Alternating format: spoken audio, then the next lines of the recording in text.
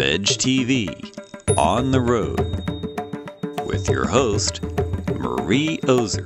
This morning, we jumped into jeeps at the Raja's palace, came out into the countryside to visit the Bishnoi people. They're strict vegetarians. They live in much the same way as they did hundreds of years ago.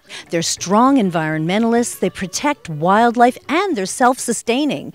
With us today, the Raja's son, Kumar. We're going to talk to him about the Bishnoi people. The Raja looks after them. We do. It's form a part of our area. They live in these isolated settlements. They don't really depend on the city or the government or the village for anything. Most of their requirements, their food, they grow their food. The millet is growing over there, you can see. Yes.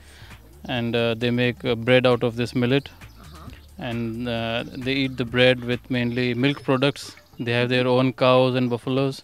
The Bishnoi people are very strong protectors of wildlife. They actually go after people who come and hunt here.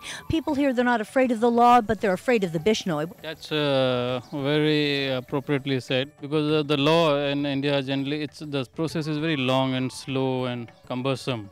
So even if the law catches somebody, it's difficult to prove. But whereas these Bishnois, they do justice right there. If they catch you hunting, they beat you up, they break your weapons. If you have a vehicle, they'll break your vehicle. I was told that if someone jumps in their jeep and takes off, they have some modern technology here too. There was a time in between when the poachers had a better hand on them because they had these fast vehicles, fast guns. They couldn't catch them, they would get away. But now with this mobile cellular phones coming in, if they can't catch them, they'll mobile somebody in the general direction where this person is going.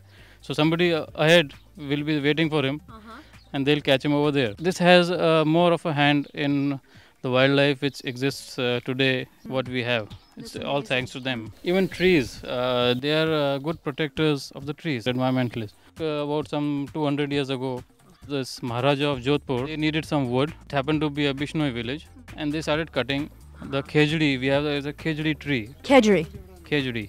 The Bishnoi said, no, you can't cut the trees. So they said, this is the army of the king, so you can't stop us. There were about 300 khejdi trees over there. They went and clung to the trees that you have to cut us before you cut the tree. So the king said, cut the trees. They cut the first Bishnoi with the tree, the second Bishnoi lady with the tree. Most of them were women. And they cut the third, they cut the fourth. 300 people they cut that day. Even after killing 299 people, even the 300th person didn't go away. When the king heard about it, it moved him so much that the khejdi tree was protected after that by order of the law. 300 years ago, they had tree huggers here in India. Who knew?